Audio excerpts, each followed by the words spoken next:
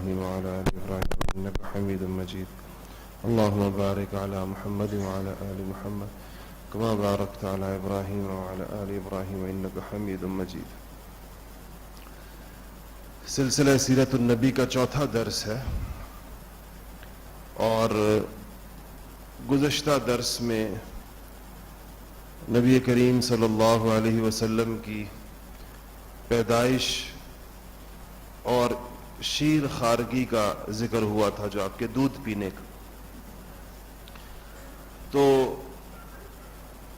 اپنی والدہ ماجدہ حضرت آمنہ بنت وہب کے علاوہ آپ نے مکہ مکرمہ میں ہی وہی جو سویبہ تھیں جو ابو لہب کی باندی تھیں ان کا دودھ پیا ہے.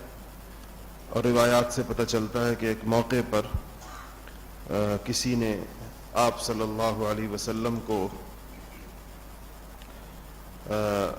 ایک نکاح کی پیشکش کی، تو آپ صلی اللہ حضرت ابو سلمہ کی بیٹی تھی، ان کا نام درہ تھا. یہ ابو سلمہ حضرت ام سلمہ کے شوہر ہیں اور ام سلمہ بعد میں نبی کریم صلی اللہ علیہ وسلم کے نکاح میں آئیں. تو کسی نے حضور اکرم صلی اللہ علیہ وسلم سے پوچھا کہ یا رسول اللہ، ہم نے سنا ہے کہ آپ درہ سے نکاح فرما رہے ہیں. تو رسول اللہ صلی اللہ علیہ وسلم نے فرمایا کہ اول تو درہ میری ربیبہ ہے. ربیبہ کہتے ہیں کہ بیوی کے ساتھ اس کے پہلے شوہر سے جو اولاد آتی ہے اس کو ربیب، لڑکا ہو تو ربیب اور لڑکی ہو تو ربیبہ کہتے ہیں. تو چونکہ ام سلمہ کے ساتھ آئی تھیں وہ ابو سلمہ کے انتقال کے بعد حضور کے نکاح میں جو ام سلمہ آئیں. دوسرا آپ نے فرمایا کہ وہ میری رضائی بھتیجی ہے درہ، اس لیے کہ اس کے باپ ابو سلمہ نے اور میں نے، ہم دونوں نے سویبہ کا دودھ پیا. تو اس سے پتہ چلتا ہے کہ آپ سویبہ جو تھیں وہ آپ کی رضائی والدہ تھیں. آپ نے اپنے اس رشتے کو بیان فرمایا. تو اسی طرح ان سے پتہ چلا. اور حضرت حمزہ نے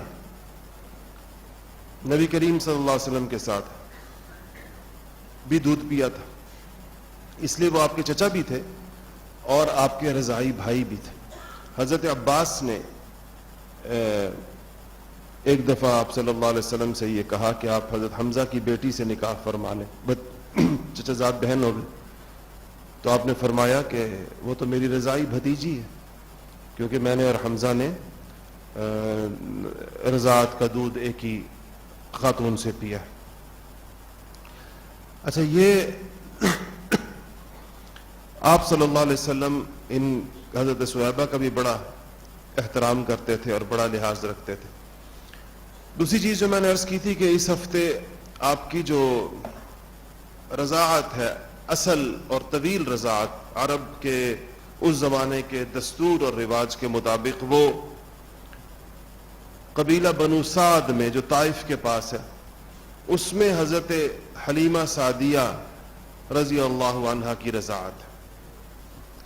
اور اس کا قصہ حضرت حلیمہ نے خود بڑی تفصیل کے ساتھ بیان کیا.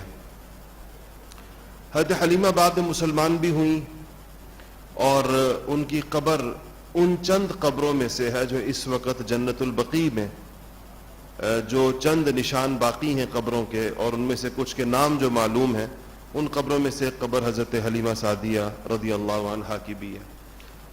تو یہ طائف کے پاس ان کا قبیلہ رہتا تھا اور یہ کہتی ہیں کہ ہم عورتیں سال میں 2 دفعہ مکہ آتی تھی. اور ظاہر ہے کہ وہ عورتیں آتی تھیں جن کی اپنی گودوں میں بچے ہوتے تھے، کیونکہ بچے کو دودھ پلانا ہوتا تھا. دودھ، جس خاتون کا دودھ ہو تو وہی رضاعت کے لیے بچہ لے کے جا سکتی ہے.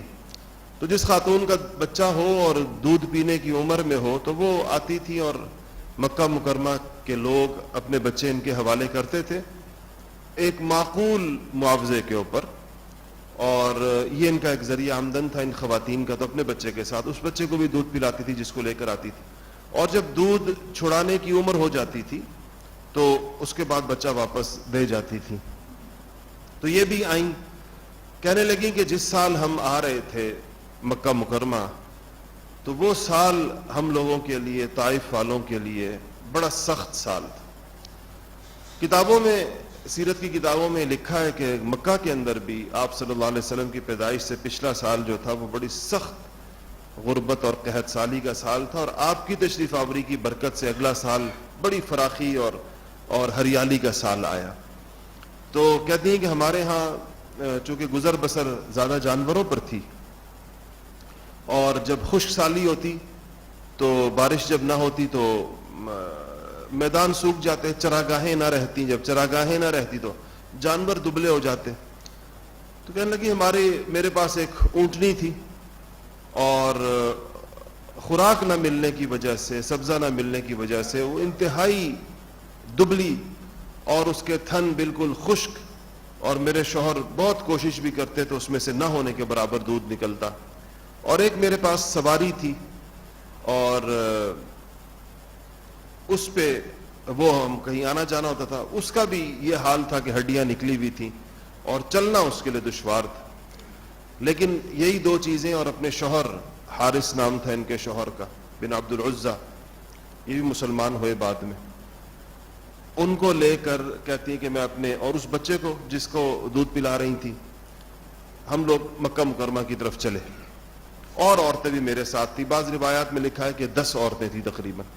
اچھا, یہ اپنا کوئی خیمہ ویمہ بھی ساتھ لے کر آتے تھے, کیونکہ انہوں نے مکہ سے باہر پھر اپنا ایک چھوٹا سا, جس طرح خانہ بدوشوں کی خیمہ بستی ہوتی ہے, وہ لگا لیا کرتے تھے. اور پھر یہ عورتیں مکہ میں پھیل جاتی تھیں, اور ہر گھر میں پتہ چل جاتا تھا آتے ہی کس کس گھر میں بچہ پیدا ہوا ہے, تو اس گھر سے جا کر بچے کو ماں باپ کے ساتھ اس کی بات کیا کرتی تھی. تو حضرت حلیمہ کہتی ہیں کہ یتیم بچوں کی طرف ان عورتوں کی توجہ اس لیے نہیں ہوتی تھی کہ ان کا کوئی صحیح معنوں میں معاوضہ دینے والا ہوتا نہیں تھا. تو عورتیں کوشش کرتی تھی کہ وہ بچے لیں جن کا باپ ہو, جب ہم بچہ واپس لے کر آئیں تو وہ ہمیں معقول معاوضہ دے. تو ان گھروں میں گئیں عورتیں, اور حضرت آمنہ کے پاس بھی عورتیں آئیں, خود حلیمہ بھی آئیں, اور یہ ساری عورتیں حضرت آمنہ کے گھر میں آتی, اور جب یہ پتہ چلتا کہ بچے کا باپ نہیں ہے تو خاموشی کے ساتھ نکل جاتی کسی اور گھر کی طرف. تو جتنی عورتیں ان کے ساتھ آئی تھیں ان سب کو بچے مل گئے, اور حضرت حلیمہ کو بچہ نہیں ملا.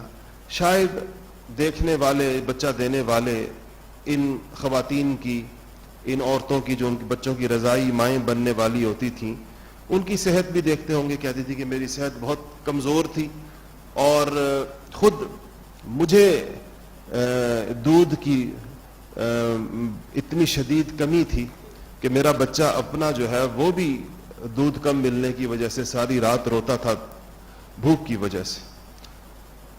تو کہنے لگی جب میں واپس آئی اپنے اس ٹھیے پر جو ہم نے لگایا تھا مکہ کے پاس, تو پتہ چلا کہ ساری عورتوں کو بچے مل گئے اور واپسی کی تیاری ہے.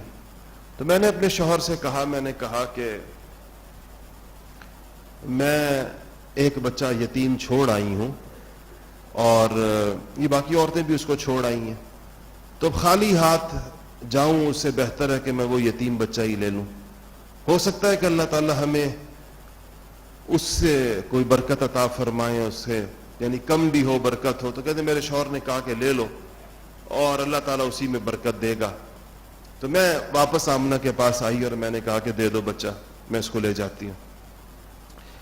تو کہتی ہیں کہ جب میں ان کو لے کر اپنے آئی تو بس ان کا میری گود میں آنا تھا کہ ہمارے حالات بدلنا شروع ہو گئے. کہتے ہیں سب سے پہلے تو خود میرے پستانوں میں اتنا دودھ اتر آیا کہ میرا اپنا بچہ وہ بھی سیر ہو کر پیتا اور یہ بچہ بھی سیر ہو کر پیتا. حالانکہ 1-2 دن پہلے تک میں اپنے بچے کا نہیں پورا کر پا رہی تھی, اب دونوں کا پورا ہوتا. کہنے لگی میرے شوہر دودھ کا برتن لے کر, ابھی ہم مکہ سے نکلے نہیں تھے, کہ میرے شوہر دودھ دوہنے کے لیے ایک برتن لے کر اس اونٹنی کے پاس گئے جو چند قطروں سے زیادہ دودھ نہیں دیتی تھی, اور واپس آئے تو ان کے پاس دودھ کا برتن لبالب بھرا ہوا دودھ سے, اور حیران ہو کر کہنے لگے کہ حلیمہ وہی اونٹنی ہے اور اس کے تھن دودھ سے ایسے بھرے ہوئے ہیں کہ دیکھو کتنا بڑا برتن اس سے دودھ کا نکلا. تو ان کے شوہر نے کہا کہ حلیمہ ایسا لگتا ہے تو کہ تم کوئی بڑی بابرکت جان لے کر آئی ہو اپنے ساتھ, کیونکہ یہ حالات اس بچے کی آمد کے ساتھ بدلنے لگے. پھر کہتی ہیں کہ جب یہ تو ہم نے دیکھ لیا, یہ دو چیزوں کا اندازہ تو سفر سے پہلے ہی ہو گیا. جب سفر شروع ہوا تو میری اس سواری کے اندر ایسی جان آ گئی کہ وہ سب سے آگے آگے دوڑی جا رہی ہے, سب سے آگے پوری قوت کے ساتھ چل رہی ہے. پہلے میری وجہ سے قافلہ رک رک کر چلتا تھا کہ لوگ آگے نکل جاتے تھے, میری سواری ساتھ نہیں دے پاتی تھی تو لوگ میرا انتظار کرتے تھے. اور رستے آتے ہوئے کہتی ہے پورا رستہ مجھے عورتیں سناتی بھی آئیں کہ حلیمہ تیری وجہ سے سفر میں تاخیر ہو رہی ہے, تیری سواری چلتی نہیں ہے, سب کو دیر ہوتی ہے اس کی وجہ سے. اور کہتی ہیں کہ جاتے ہوئے میری سواری کو پکڑنا کسی کے بس میں نہیں رہا. تو کہتی ہیں کہ عورتیں بڑے تعجب سے مجھ سے کہنے لگیں کہ حلیمہ یہ وہی سواری ہے؟ تو کہتی میں نے کہا ہاں سواری وہی ہے, سوار وہ نہیں ہے, سوار بدل گیا اس کا. تو کہتی ہیں کہ میری سواری میں پوری جان اور قوت. اور جب یہ چلی اور مکہ مکرم اپنے طائف پہنچی تو کہتی ہیں کہ میں نے اپنے گھر کی برکتوں کا پھر بڑا تفصیلی ذکر ہے کہ ایک ایک چیز میں اللہ جل شانہ نے نبی کریم صلی اللہ علیہ وسلم کی آمد کے ساتھ کیسی برکتیں عطا فرمائیں. کہنے لگی جب یہ بچہ 2 سوا 2 ڈھائی سال کا ہو گیا تو واپسی کی عمر, بچے کو واپس پہنچانا تھا اور میرا دل نہیں چاہتا تھا کہ میں یہ بچہ میرے گھر سے جائے. تو میں چلی تو گئی کیونکہ ساری عورتیں بچے واپس کرنے جا رہی تھیں جو میرے ساتھ لے کر آئی تھیں. تو کہتی کہ میں نے جا کر بی بی آمنہ سے کہا کہ دیکھیں بچہ کتنا اچھا پل گیا ہے, کتنی اچھی اس کی صحت ہو گئی ہے, اور اگر آپ اجازت دیں تو میں اس کو 1-2 سال اور رکھوں اپنے پاس, مزید اس کی صحت اچھی, جن مقصد کے لیے آپ نے دیا تھا وہ مزید اچھے طریقے کے ساتھ حاصل ہوگا. تو کہتی ہیں کہ عجیب بات ہے کہ مجھے توقع نہیں تھی لیکن انہوں نے مجھے کہا کہ ٹھیک ہے تم اس کو لے جاؤ دوبارہ. تو کہتی ہیں کہ میں اس کو دوبارہ لے کر آ گئی. باقی عورتیں تو وہ گئی تھیں جو بچے پہنچانے آئی تھیں, اور اگر کسی کے پاس اور وہ عورتیں تھیں جو نئے بچے لینے کے لیے آئی تھیں. میں وہی اپنا پرانا بچہ لے کر دوبارہ واپس آئی. تو کہتی ہیں کہ آ تو گئی لیکن اس کے بعد ایک ایسا واقعہ پیش آیا جس سے حضرت حلیمہ ڈر گئیں, اور وہ واقعہ تھا شق صدر کا. کہ کہتی ہیں یہ بچہ تھوڑا بڑا ہو گیا, چلنے پھرنے لگا, تو مجھ سے کہنے لگا کہ میں ان بچوں کے ساتھ, حضرت حلیمہ کے بچوں کے ساتھ جو بکریاں چرانے کے لیے جاتے ہیں, میں بھی ان کے ساتھ جاؤں گا. تو کہتی میں نے اجازت دے دی, جایا کرتے تھے ان کے ساتھ. یہ عمر کتنی تھی اس میں اختلاف ہے, بعض بیشتر مفسرین کا خیال ہے کہ یہ عمر 4 سال کے لگ بھگ کی تھی. تو کہنے لگی کہ ایک دن یہ اسی طرح نکلے ہوئے تھے اور اچانک میرا بیٹا جو ان کے اس عمر کا تھا وہ گھر کے اندر داخل ہوا, یا آس پاس کی عمر کا تھا, اور اس نے کہا کہ مجھے آواز دی کہ اماں محمد تو کسی نے قتل کر دیا. کہتی میں اور میرے شوہر انتہائی ہیبت کے اندر بھاگتے ہوئے باہر گئے تو ہم نے دیکھا کہ آپ ٹھیک ٹھاک تھے لیکن آپ کے چہرے کے اوپر خوف کے آثار تھے.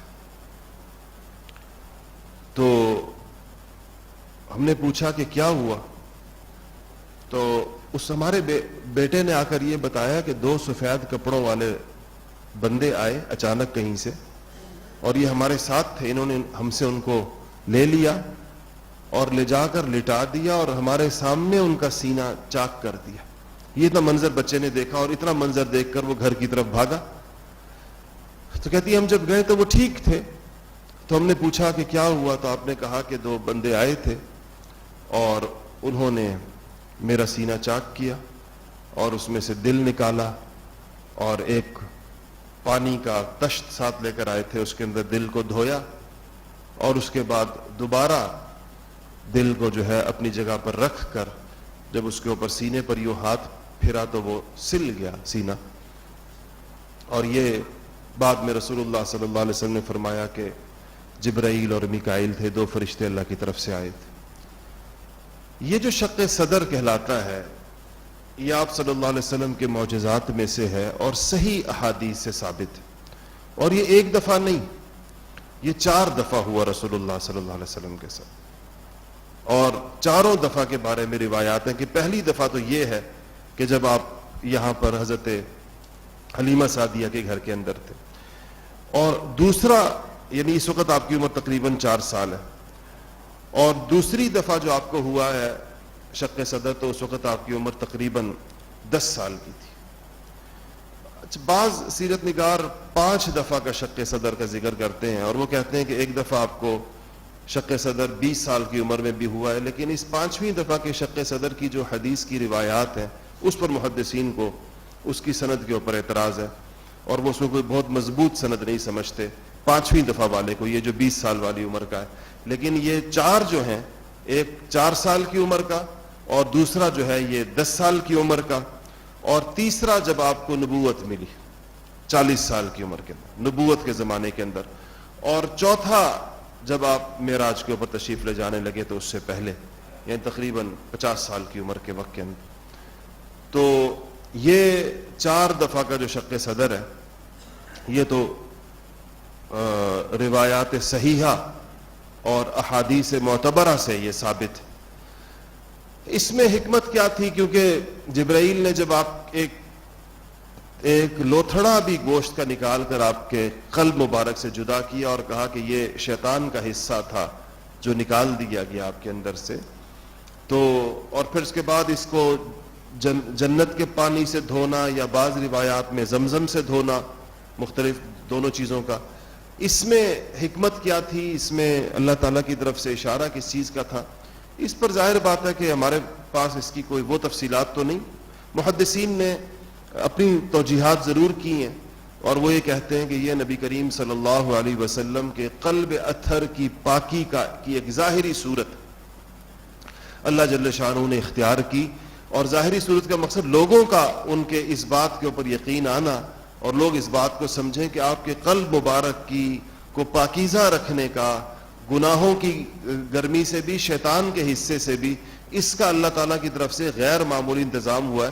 ورنہ یہ چیزیں یعنی کرنے کی ضرورت، یعنی ڈیمانسٹریشن کی ضرورت نہیں ہوتی۔ اگر یہ اللہ تعالیٰ کے کن کے ساتھ ساری چیزیں ہو سکتی ہیں، پیدائشی طور پر یہ ساری چیزیں ہو سکتی ہیں، لیکن یہ اللہ جل شانہ نے اس مخلوق کو نبی کریم صلی اللہ علیہ وسلم کے قلب مبارک کی عظمت ان کے دلوں میں بٹھانے کے لیے، کیونکہ اسی قلب کے اوپر اللہ جل شانہ کی آخری کتاب میں نازل ہونا تھا، علی قلب، کیا آپ کے سینہ مبارک کے اوپر، تو اس سینے کی پاکی کا اللہ جل شانہ نے اہتمام فرمایا۔ حضرت حلیمہ کے ہاں جو شق صدر ہوا ہے تو اس کے بعد آپ کے مہر بھی لگائی گئی۔ اس میں پھر سیرت نگاروں کی 2 آراء ہیں کہ یہ جو مہر نبوت تھی رسول اللہ صلی اللہ علیہ وسلم کی، جس کو پچھلی کتابوں میں جس کا ذکر تھا، اور یہود و نصارہ کے جو انصاف پسند لوگ تھے وہ جب آپ کی علامتیں تلاش کیا کرتے تھے تو مہر نبوت کا ذکر بھی کیا کرتے تھے، اور آپ کے شانوں کے درمیان اس کو ڈھونڈتے تھے، اس لیے کہ یہ سیب کی شکل کی اور سیب کے سائز کی ایک مہر تھی۔ یہ پیدائشی طور پر آپ کو لگی ہوئی تھی یا شق صدر کے بعد لگائی گئی تھی؟ یہ دونوں آراء موجود ہیں سیرتی کتابوں میں۔ بیشتر حضرات کی رائے یہ ہے کہ یہ پیدائشی طور پر مہر نبوت کے ساتھ آپ پیدا ہوئے تھے۔ بعض کہتے ہیں کہ 4 سال کی عمر میں جب یہ فرشتے آئے تھے اور انہوں نے سینہ مبارک چاک کیا تھا اور واپس جب رکھا، اس کے بعد ایک مہر لگائی آپ کے شانوں کے درمیان۔ مہر کیوں لگائی؟ مہر ایک جو رواج ہے اور پہلے سے ہمارے ہاں کہ قیمتی چیزوں کو بند کرتے ہوئے مہر بند جیسے کیا جاتا ہے، تو آپ کے قلب مبارک پر ایک خدائی مہر، جس کا مطلب یہ ہے کہ یہ قلب محفوظ ہے ہر قسم کے شیطانی وساوس سے، شیطان کی دسترس سے، شیطان کی ان تک پہنچ سے، کیونکہ شیطان کو انسانوں کے قلوب تک رسائی تو ہے، حدیثی کتابوں سے احادیث سے پتہ چلتا ہے۔ حدیث شریف میں آتا ہے کہ شیطان انسان کے دل کے پاس اپنی ایک سوڑ جو سوئی کی نوک کی طرح ہوتی ہے، وہ انسانی دل سے تھوڑے فاصلے کے اوپر لے کر بیٹھا ہوا ہوتا ہے انتظار میں۔ جیسے ہی وہ انسان کے دل کو اللہ تعالیٰ کی یاد سے خالی اور غافل پاتا ہے تو وہ اپنا وہ انجیکشن یا سرنج یا وہ سوئی وہ انسان کے جسم کے اندر داخل کر دیتا ہے، اور جب وہ یہ سوئی داخل کر دیتا ہے انسان کے قلب میں، اس کے دل میں، پھر اس کے ذریعے سے وہ وساوس، گناہوں کا شوق اور مختلف قسم کی چیزیں اس کے اندر انجیکٹ کرتا ہے، اس کے دل کے اندر. تو یہ اللہ تعالیٰ کا نظام ہے کہ شیطان کو انسان تک رسائی دی ہے، اور اندر باطن کے اندر بھی دی ہے. اسی لیے حدیث شریف میں آتا ہے شیطان تمہارے اندر ایسے چلتا پھرتا ہے، یجری کا مجرد دم، جیسے خون چلتا ہے تمہارے اندر، خون کی طرح سرکولیٹ ہوتا ہے انسانی جسم کے اندر. وہ بھی رسائی، ایکسس کی اصل میں بات کی جا رہی ہے کہ اس کو رسائی اللہ تعالیٰ نے دی ہے انسان کے ظاہر کی طرف بھی اور اس کے باطن کی طرف بھی. انبیاء علیہم الصلوۃ والسلام کو اللہ جل شانہ اس رسائی کو، اس ایکسس کو بلاک کر دیتے ہیں، بند کر دیتے ہیں. شق صدر بھی اسی کی صورت ہے، اور مہر نبوت بھی اس کی ایک علامت ہے، اس کی ایک ظاہری طور پر پتہ چلنے والی اس کے اندر چیز ہے. تو یہ مہر جو تھی، یہ مختلف لوگ دیکھتے تھے آ کر. میں نے سلمان فارسی کے اسلام لانے کا قصہ آپ کو بیان کیا تھا، اور وہ جو تھے ان کو اس عیسائی راہب نے جس کے پاس وہ عراق کے اندر تھے، اس نے یہ کہا تھا کہ صدقہ نہیں کھائیں گے، ایک علامت بتائی تھی. دوسرا کہا تھا کہ ہدیہ قبول کریں گے، اور تیسرا کہا تھا کہ شانوں کے درمیان مہر نبوت ہوگی. تو حضرت سلمان نے تو یہ تینوں چیزیں باقاعدہ دیکھی تھیں آپ کے اندر، ان کا پورا ٹیسٹ لیا تھا انہوں نے. اس کے بعد جب یہ واقعہ ہوا شق صدر کا، اور حضرت حلیمہ کے لیے ظاہری بات ہے کہ ان کو کچھ پتہ نہیں تھا کہ یہ کیا ہوا ہے، اور آگے چل کر اتنا تو اندازہ ہو گیا کہ بچہ غیر معمولی ہے، اور اس کے ساتھ ہی جو واقعات پیش آ رہے ہیں، تو خدا جانے کوئی اور واقعہ میرے اوپر اس کی ذمہ داری نہ آ جائے. تو لے گئیں جا کر حضرت آمنہ کو پیش کر دیا اپنا بچہ کہ اس کو سنبھال لے. اور بعض روایات میں ان میں ضعف ہے تھوڑا سا، لیکن یہ روایت آتی ہے کہ اگرچہ مستند سیرت نگاروں نے نہیں لکھی، کہ حضرت آمنہ نے پوچھا حلیمہ سعدیہ سے کہ کیوں لے آئی واپس، تم تو زیادہ عرصے کے لیے لے کر گئی تھی. تو حضرت حلیمہ وہ واقعہ ذکر نہیں کرنا چاہ رہی تھی جو پیش آیا. تو حضرت آمنہ نے کہا کہ تمہیں شیطان کا اندیشہ ہے کہ اس بچے کے اوپر، جس طرح یہ جن شیطان وغیرہ جس کو کہا جاتا ہے. تو انہوں نے کہا کہ ہاں مجھے اس کا اندیشہ ہے. تو حضرت آمنہ نے کہا کہ اس بچے پر میں نے اس کے حمل سے لے کر اس کی پیدائش تک جن تجربات سے اور جن کیفیات سے میں گزری ہوں، تو میں خدا کی قسم کھاتی ہوں کہ اس بچے تک شیطان کی دسترس نہیں، شیطان اس تک نہیں جا سکتا. میں نے جو مناظر میں نے دیکھے ہیں اس کے اپنے پیٹ میں آنے سے لے کر اس کو جننے تک میں نے جو کچھ دیکھا ہے، اس بچے کو شیطان ہاتھ نہیں لگا سکتا اور اس کی طرف نہیں جا سکتا. تو خیر یہ واپسی ہو گئی، اور آپ 4 سال کی عمر میں بظاہر واپس آئے ہیں مکہ مکرمہ.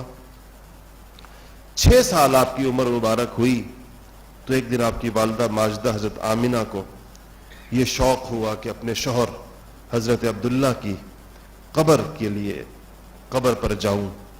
اور وہ میں نے آپ کو بتایا تھا کہ مدینہ منورہ میں تھی، یثرب کہلاتا تھا اس زمانے میں. تو وہ اور وہی جو آپ کی جو حضرت عبداللہ کی باندی تھی برکہ جس کا نام تھا، جن کا بعد میں نام ام ایمن بن. اور یہ جو ام ایمن ہے اگر آپ ان کو یاد رکھیں تو یہ حضرت اسامہ ابن زید کی والدہ بھی ہیں، حضرت زید ابن حارثہ کی یہ اہلیہ بھی تھی. نبی کریم ان کا جو پہلے شوہر جن سے ان کا نکاح ہوا، جن سے ایمن پیدا ہوا اور اس سے ان کا نام ام ایمن ہوا، جب اس شوہر کا انتقال ہوا تو رسول اللہ صلی اللہ علیہ وسلم نے فرمایا کہ جو شخص یہ چاہے کہ کسی جنتی عورت سے نکاح کرے تو وہ ام ایمن سے نکاح کر لے. اس پر حضرت زید ابن حارثہ نے ان سے نکاح کیا تھا. یہ حبشن تھیں، یعنی وہ جو کالے افریقی جیسے ہوتے اس طرح تھی، اور ان کے پہلے شوہر بھی کالے تھے، حبشی تھے. تو حضرت زید تو ادھر کے تھے، تو انہوں نے پھر نکاح کیا، اور ان سے حضرت اسامہ ابن زید پیدا ہوئے جو نبی کریم صلی اللہ علیہ وسلم کے انتہائی محبوب، جن کو حب النبی کہتے ہیں، نبی کے محبوب. صحابہ کہتے ہیں کہ ہم دیکھتے تھے کہ ایک گھٹنے پر آپ کے حسن اور حسین میں سے کوئی بیٹھا ہوتا تھا اور دوسرے گھٹنے پر اسامہ ابن زید بیٹھے ہوتے تھے. تو یہ ان کی والدہ بھی، اور یہ کافی عرصہ زندہ رہیں اس کے بعد، کیونکہ آپ صلی اللہ علیہ وسلم کی وفات پر حضرات صحابہ ان کے پاس آئے تعزیت کے لیے، کیونکہ یہ ایک طرح سے آپ کو پالا پوسا تھا، انہوں نے ماں کسی حیثیت تھی حلیمہ کی طرح کی. تو یہ ام ایمن ساتھ تھی اور عبد المطلب بھی ساتھ گئے، دادا وہ بھی ساتھ گئے بیٹے کی قبر کے لیے، بہو کے ساتھ اور بچے کے ساتھ. تو مدینہ میں 1 مہینہ رہیں حضرت آمنہ، اور وہاں سے جب وہ واپس آ رہی تھیں تو مدینہ منورہ سے آگے آ کر ابوا ایک جگہ ہے مکہ کے رستے کے اندر، مدینہ کے قریب ہے، اور وہاں پر وہ بیمار ہوئیں اور ان کا وہیں پر انتقال ہو گیا. آج بھی ان کی قبر وہیں ابوا کے اندر ہے، اور وہیں ان کی تدفین وہیں پر ہوئی. اور حضور اکرم صلی اللہ علیہ وسلم کو 6 سال کی عمر میں یعنی والدہ کا کبھی انتقال ہوا، اور پھر دادا اور ام ایمن آپ کو لے کر واپس آ گئے.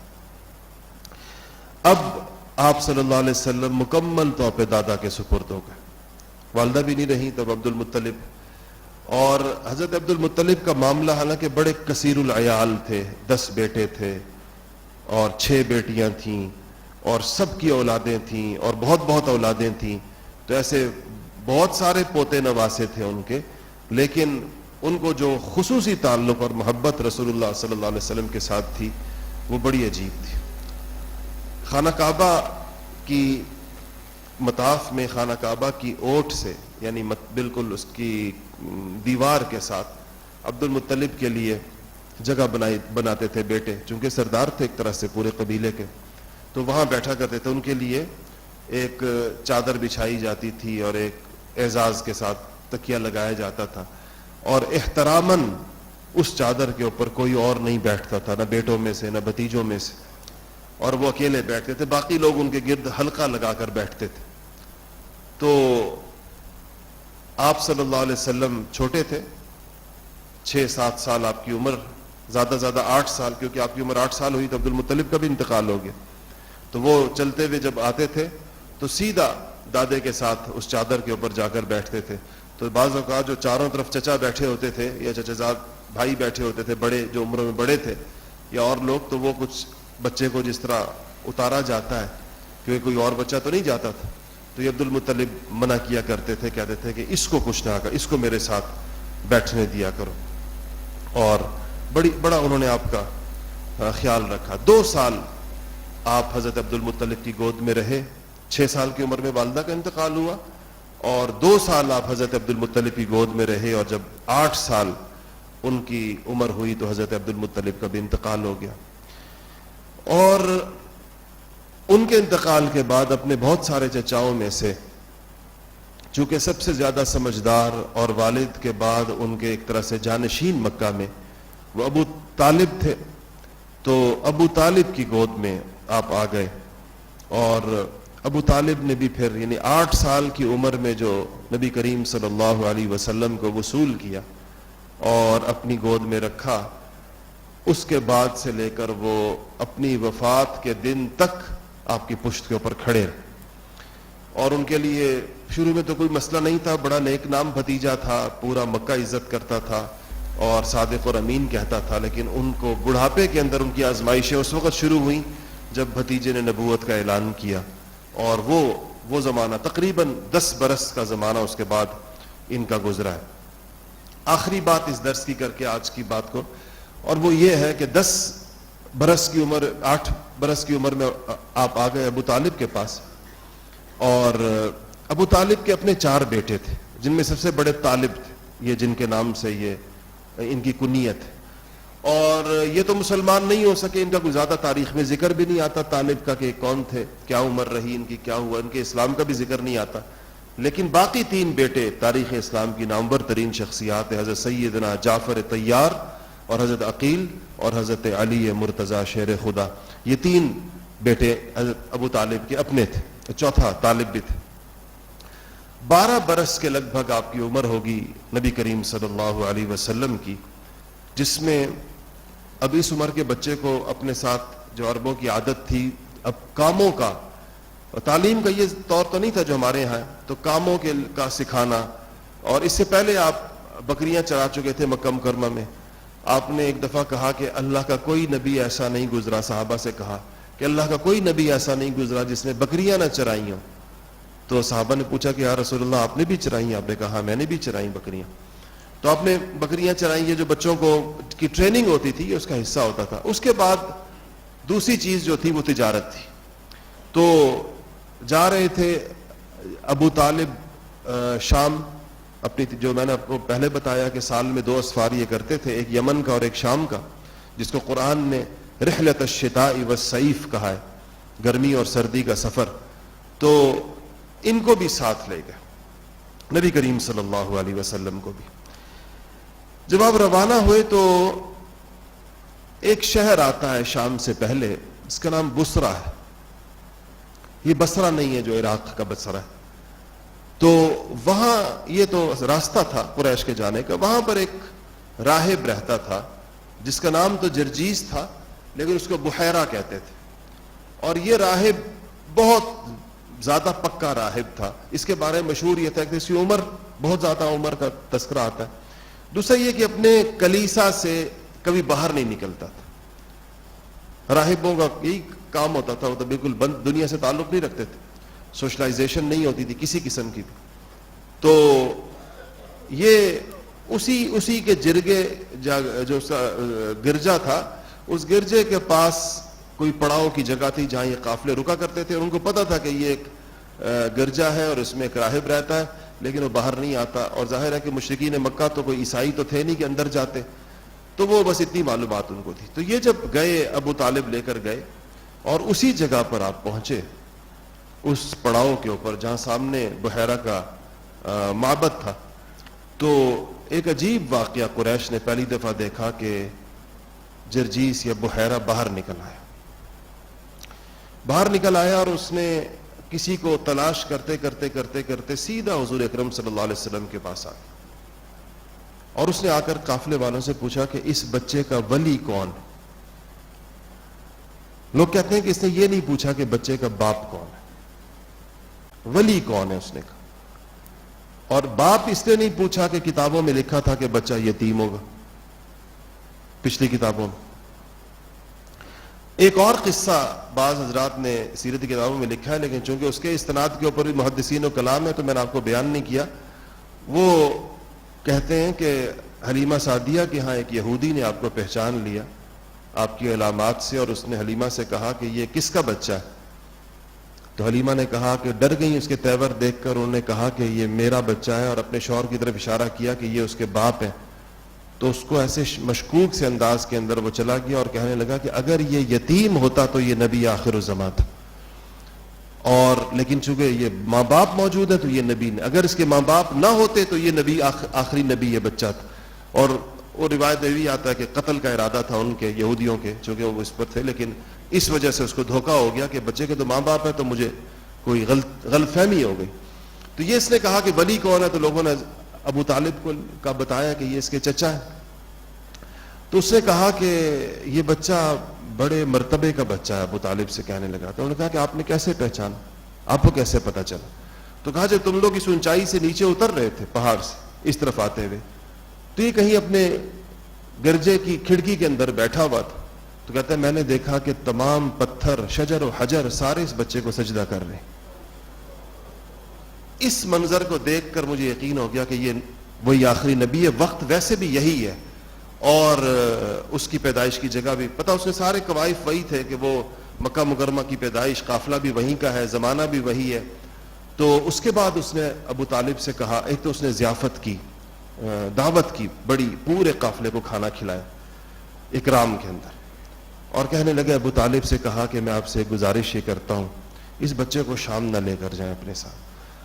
یہودیوں کو اگر پتہ چل گیا کہ یہ بچہ اولاد اسماعیل میں پیدا ہو گیا ہے اور وہ انتظار کر رہے ہیں آخری نبی کا, اور اس گمان کے اندر ہیں کہ وہ بنی اسرائیل کے اندر پیدا ہوگا, تو اگر ان کو پتہ چلا کہ یہ بنی اسماعیل میں پیدا ہوا ہے تو وہ اس بچے کو قتل کر دیں گے حسد اور بغض کی وجہ سے.